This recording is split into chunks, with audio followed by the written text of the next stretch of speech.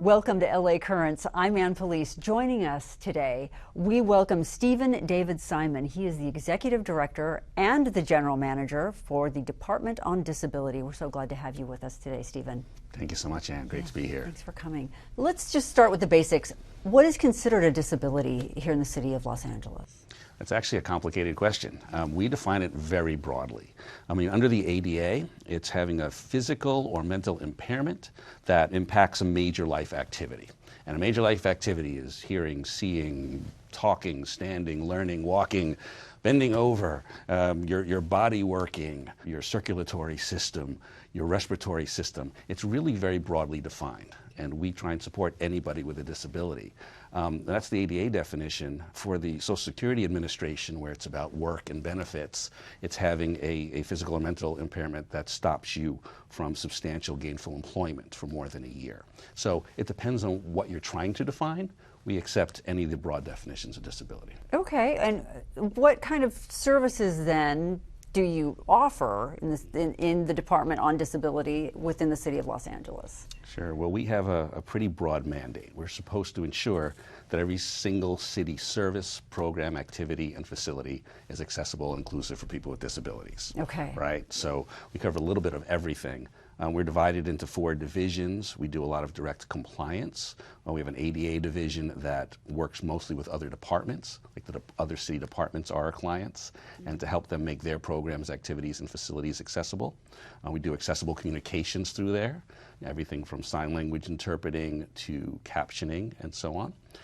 We have the city's AIDS Coordinator's Office as part of our department. They run the city's AIDS prevention and education programs, including the city's syringe exchanges and overdose prevention. We have a community outreach and education division. We do intake and information and referral. So if a person with a disability needs a service, even outside of city government services, we help connect them to those services. And we work with individuals with disabilities, their families, caregivers, allies, organizations that serve them, really everybody we can to make sure this is an inclusive world for people with disabilities. And your department serves the City of Los Angeles? Absolutely. Yeah. Top to bottom, we serve all Angelinos. We work a lot with our county partners as well. Oh, you do? And that includes visitors and guests. We have a lot of people coming to LA in the next few years for the games and other things. And we try and make sure that this is a fully accessible place for everyone who works here, lives here, or visits. I don't expect an exact number, but what is the number of people in Los Angeles requiring or using your services on the daily? Do you have a ballpark on that one? Because it's got to be big. Right. That's actually more of a trick question than you'd think. Oh. If you're talking about people sort of coming in the front door or calling us, it might be a dozen to a few dozen any given day. If you're talking about a day where we are hosting an event, it might be 200 people coming to our disability art show where we're promoting artists and trying to turn their art into, the sort of a living wage and workplace space. If it's the Abilities Expo, we're touching and working with 3,000-4,000 people with disabilities and their families and so on. And also if it's the community that's listening to the mayor give a press conference after the fires, for example, and we have an interpreter there. That's our department that's making sure that interpreter is there, and that's serving thousands of people as well. So any given day, the City of Los Angeles is serving thousands of people with disabilities. It's mind-blowing. Mm-hmm. How long have you been in this specific position as the executive director?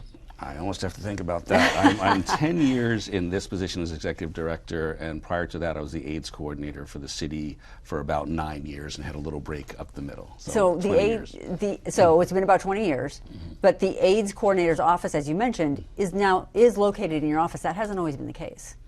Well, the AIDS coordinator's office was started by Mayor Bradley initially. Mm-hmm. It moved into the Department on Disability after the United States Supreme Court recognized that people living with HIV were automatically eligible under the Americans with Disabilities Act, the ADA. Uh-huh. And so the city thought it was a wise thing to do, and I agreed. I was out in, I think I was at AIDS Project Los Angeles at the time working, and the community agreed that putting the AIDS services under disability was something that's going to be very effective for people living with HIV, and it has worked out very well since. What happens in the AIDS coordinator's office? What sorts of problems come across the desk that they are having to solve on a regular basis? Certainly. The the AIDS coordinator's office runs the city's HIV prevention programs. It's not care and treatment. It's not medical care. That's all county space or private space. But it's around prevention. It's around stopping the spread of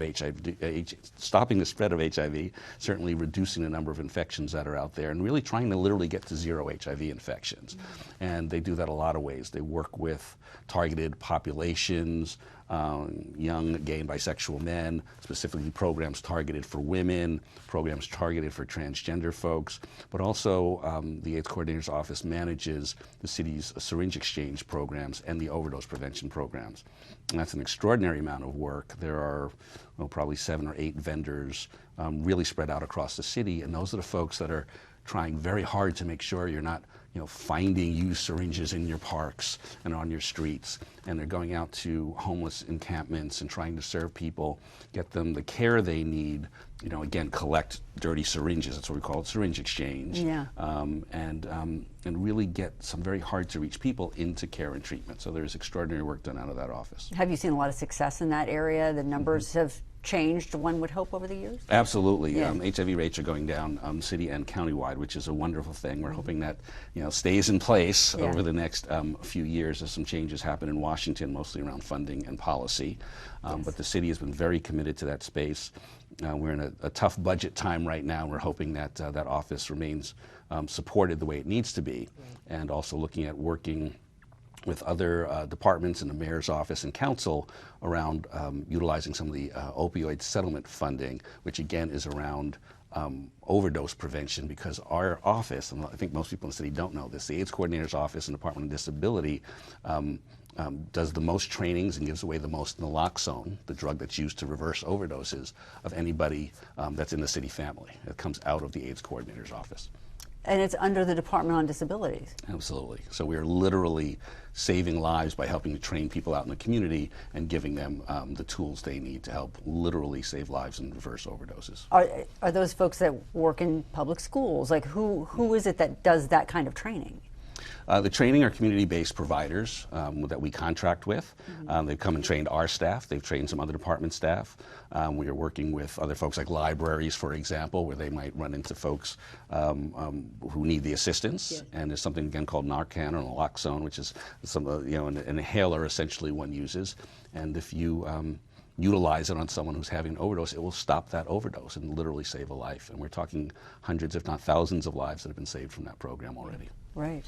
When you're looking at the numbers of the people that your department serves, how are those numbers affected by an aging population?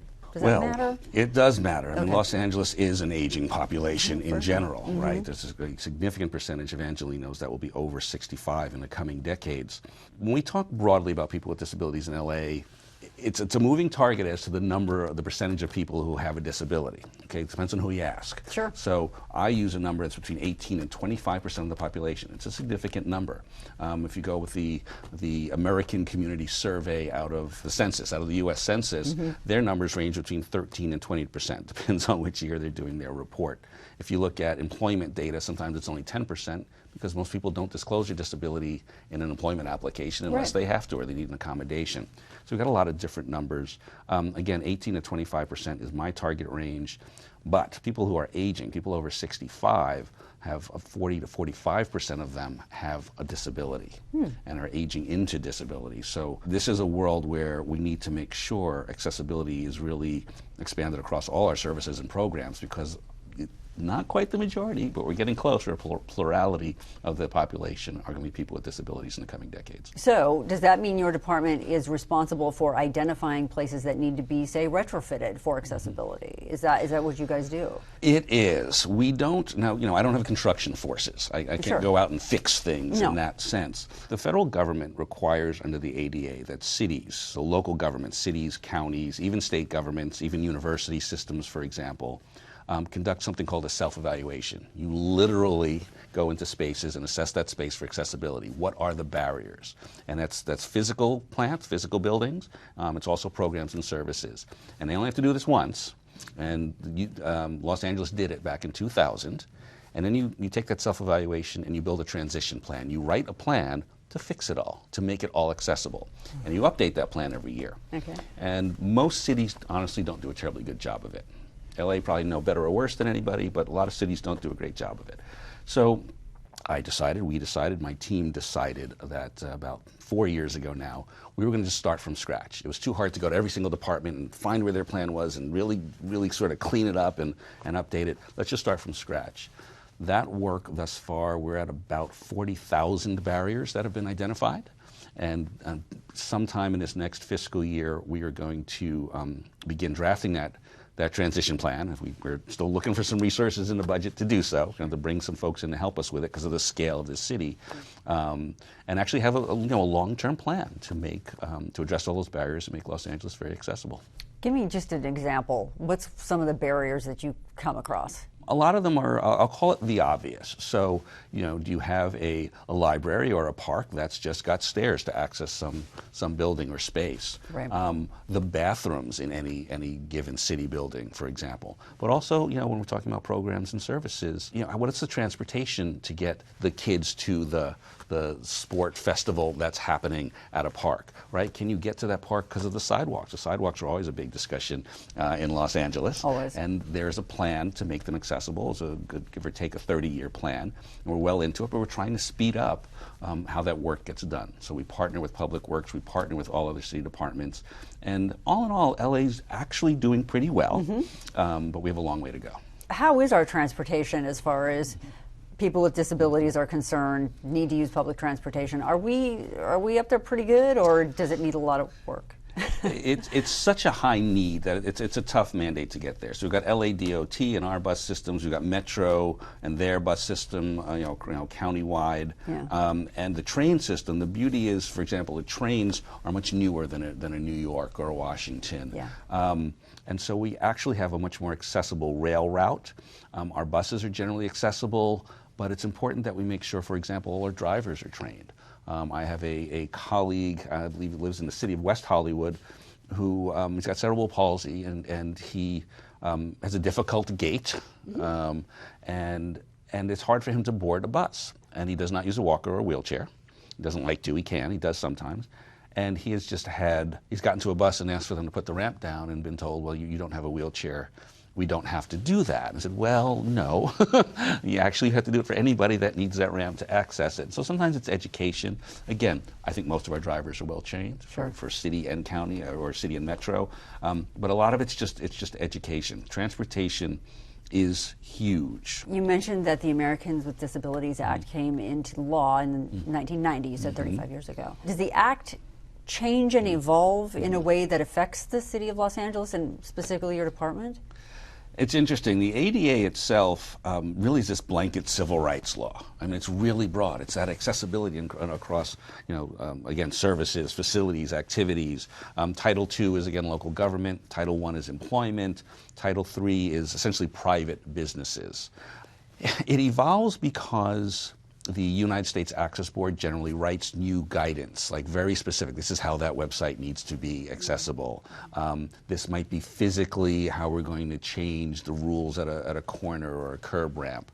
They don't change a whole lot, but this last couple of years we had the public right-of-way, so mostly our sidewalks and curb ramps. So there are changes that come up. I don't think that's where cities struggle as much as the simple fact that this has been the law for 35 years. And I don't know that most people, the general population, understand that it's not a gray area. It's not if you like it or it's not too burdensome. It's that everything is supposed to be accessible. And it really means everything. Right. And the footnote I'll add to that is, particularly for example, small businesses, maybe small government space, you can argue that it's really cost prohibitive to actually make accessibility in some cases. The problem is almost everyone tries to use that. And at the City of Los Angeles, if you're going to argue we don't have to make something accessible, you have to say the cost of doing that. And I'm going to give a specific example here. We had some videos that were employee training. They weren't accessible for someone who uses a screen reader, right? So a blind user, employee. So we were working with personnel on that. And I'm making up numbers here, but it's a fairly close example. So say it cost $100,000 to have a third-party company make the videos in the first place. It was going to cost another $40,000 to make them accessible. So 2 points in this story. One, the company should have made it accessible in the first place, so they had a contract with the city of Los Angeles, and we need to enforce those more. But you can't say another $40,000 on top of 100 is too big a burden for us to make it accessible, because the math isn't the 40 as part of 100. The math is the $40,000 cost against the city's $10 billion budget. That's what you compare. So we almost never, I mean, not almost never, we never want to argue we can't afford to make something accessible. Some things, like sidewalks, might take years, if not decades, to get as far as we want, but the city does have an obligation to make things accessible, and we like to be, and are, in the front line of working with other departments to get there. Is there a blueprint?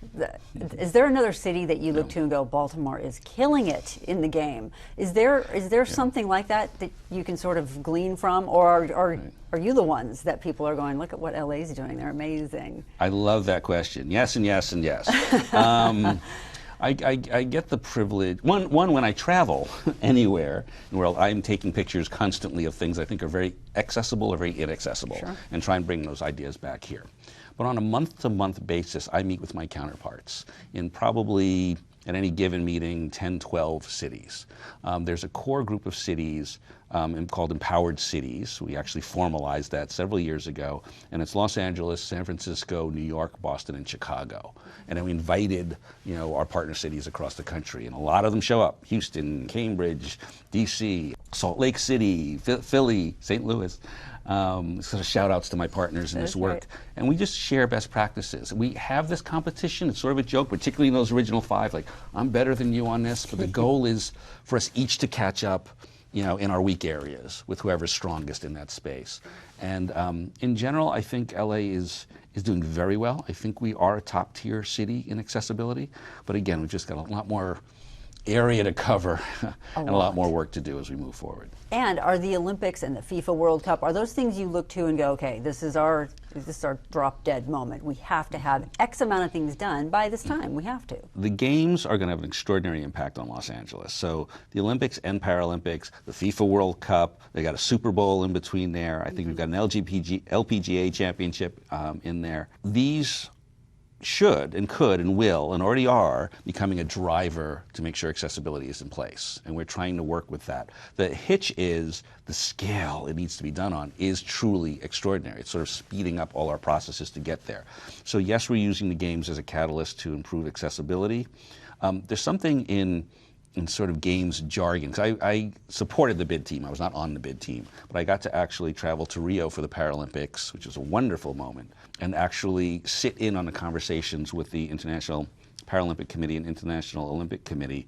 And you're competing against other cities. You're trying to sell why your city is the best for the Olympics and Paralympics.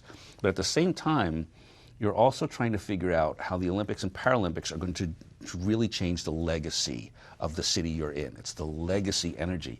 And our legacy, we want accessibility to be one of those top 4 or 5 items, where this city will be physically more accessible, will be digitally more accessible, and the attitude and understanding of Angelenos about inclusion and accessibility will be greater than it's ever been. So we got our money in that. We are working very hard to get there. Again, with the city budget struggling a bit right now, trying to figure out how to fund the games work is tough, but we are making sure that sort of disability is in every different sort of plan and grouping and work group. That's not just sort of the Department of Disability will take care of that later. It's that everyone has a responsibility to do their part in accessibility, and it's coming. And one more footnote there, it's funny because a lot of folks think the Paralympics have to really be accessible because you've got all these athletes with disabilities. Well, the Olympics are still bigger than the Paralympics, quite frankly, and more people with disabilities as spectators are going to probably show up for the Olympics than the Paralympics, just in terms of scale. Both need to be equally accessible. And again, it's for the athletes, it's for the spectators, but I was in Rio and, in a stadium, and the press boxes weren't accessible. Well, there are people with disabilities in the media, right, that need to have a press box that's accessible. I also sat in a brand new stadium with a person who's in a wheelchair, a Paralympian, and one of my city commissioners, Candace Cable, and she was sitting next to me, and it was a great design for wheelchairs and people who were not using wheelchairs, the way the seats were set up. Except the bar was right here across her face. I was watching the tennis match. Again, these are things that the city of LA and regionally we're depending on not having to build a lot of stadiums, because we have a lot in place which are great, but we really need to think about how we're going to modify things to make them truly accessible and for that to be a legacy beyond the games. There are some common disability accommodations that benefit the entire public. What would some of those be? I love that question. On one level, I want to say in everything, but I will be a little more precise here, because when there's a ramp, when there are no stairs to get into a building, right? That's great for a person who uses a wheelchair. It's great for any worker pushing a cart with something on it. It's great for a parent with little kids in a stroller. It's great for anybody with mobility difficulty for a million reasons, whether or not they consider themselves disabled. So much that we use on a day-to-day basis started as an accommodation. Voice to text on your phone or your computer. Well, that was an accommodation. Everybody's using it now, but that was designed as an accommodation. So I would really argue everything. Powered doors that don't have so much weight on them, where you can hit a button to open the activator. Bathrooms that have wide range space to turn around.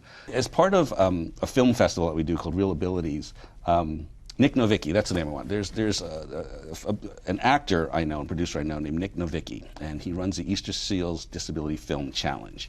And he's a little person. And he says to me, I go to LAX and I really struggle because I can't reach the sinks in the bathroom. And this is not complicated. You need to have one sink that's lower, or some kind of stool under a sink. It's really simple. And why? Yes, I need this. My family, my wife needs this, my kid needs it. But every kid, in America could use that to access the sink, right? Yes. So disability accommodations really, really make life better, I would argue, for every Angelino. Yeah, I agree. Let's talk real quick about not only your emergency services division, but the DME portion of that, the Durable Medical Equipment Program. How do those programs work? Great question. Well, a couple things. The Durable Medical Equipment Program is something in our Community Outreach and Education division.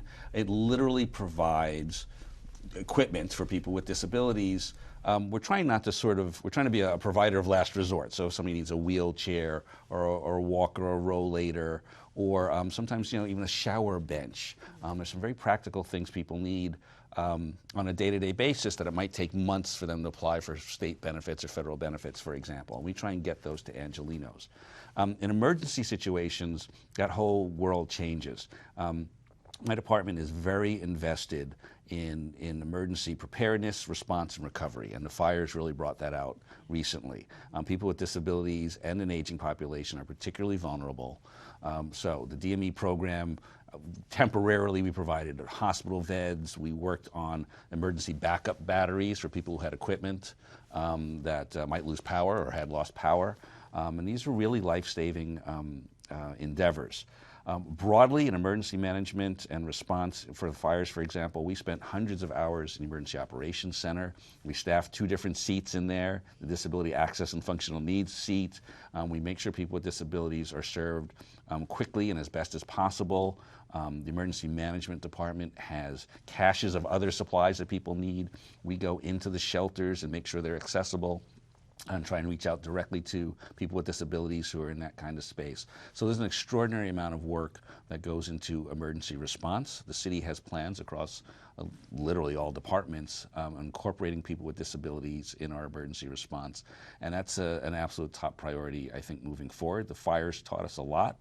I'll add one more footnote is back during COVID, the early pandemic, we pulled together a program and fed let's see, probably did 180,000 meals, doing 3,000 to 5,000 meals a day for people with disabilities who couldn't have safe access to stores and restaurants and food supplies. And so we worked with Access Services, the county paratransit.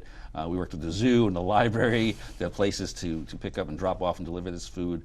So my team does extraordinary work in responding to emergencies with our city partners. Have you seen real change in acceptance for people with disabilities? Yes, but not enough. There is real change and acceptance and understanding about people with disabilities, but I will tell you, literally every week in my job, I see someone feeling, I don't even know what the word I want here is, feeling empowered enough that they can say things like, I'm an Uber driver and I just can't stand people showing up with a wheelchair or a service animal. that's not okay in my car because they're going to scratch my car. I said, well, then you shouldn't be an Uber driver because you're required to allow a person with a wheelchair, and they know how it needs to go in the trunk. They know how to handle this. They know the service animal piece. And there are people that are really resistant to accessibility. And I literally saw something come in writing on social media where just someone said it shouldn't be our burden meaning people without disabilities, to make the world accessible for people with disabilities. I said, well, you're welcome to think what you want, but bottom line is the law and ethics and morals say it is. Yeah. And we're getting there. More people understand it, and I think the biggest gap is around education. It's not people that are really putting up barriers like that particular person was, the people that just don't realize the little things around us all the time that are barriers to access. We have a couple quick city examples because some of them are a little horrific. There was a department that shall not be named who had a person who had to conduct a transaction, and there was a deadline, and if you didn't make that deadline, there was a fee. And they said, you need to sign this, and sort of, it wasn't quite admit guilt. It was not technically a legal issue, but you need to sign this for us to move this process forward. The person didn't have arms. They literally couldn't sign it. Oh, no. And they got a late fee because they didn't sign it on time. And they were in the office.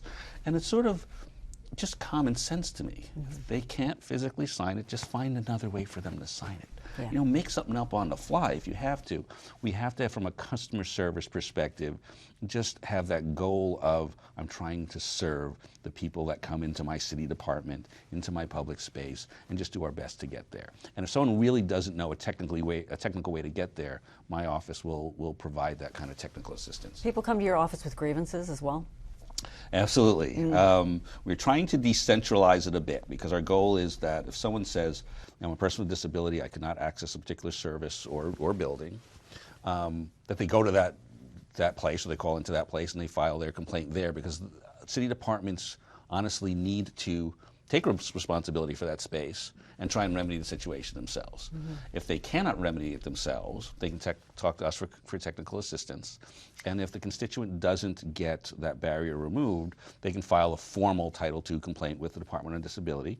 I have a staff person who's the lead on that, and she's an attorney, and she will review it. And if we feel it is a violation of Title II of the ADA or other related laws, there are a lot of other civil rights and accessibility laws that may relate, if we think it is a violation, we will work with the department and the constituent to solve the problem.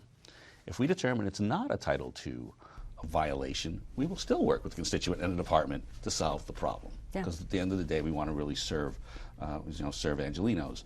If that doesn't work out to the constituent's satisfaction, they can file a suit. They can file a complaint to the Department of Justice for the United States government. But we, really, quite frankly, rather solve problems in-house. I agree. We have less than a minute. I just wanted to very briefly touch on your Real Abilities Film Festival. It's taking a hiatus for 2025, but I know it's something that's near and dear to your heart, and folks can actually see some of the work that's been done in years past online. You can access it. Absolutely. We produced 6 years of Real Abilities Film Festival. The festival was founded in New York probably about 14 years ago now. But it's an extraordinary film festival in multiple cities, including Mexico City and I believe Toronto is one Canadian city. So it's across North America. Again, we've produced 6 of them. They are really they're stories about the lived experience of people with disabilities. They're often produced and created by people with disabilities. Often the actors and the crews are people with disabilities. They range from shorts to feature-length films. We love the festival. It's on hiatus until we figure out some funding and staffing for it. But we hope to be back in 26 or to find another partner like some of the major studios who we've worked with to keep that festival alive and working. Stephen, thank you so much for joining us today. We're so glad to have you in.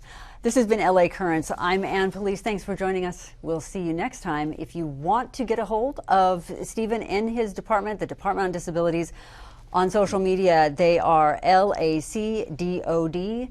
You can find all the information you need there, as well as disability.lacity.gov. Thanks again, Stephen, for having me.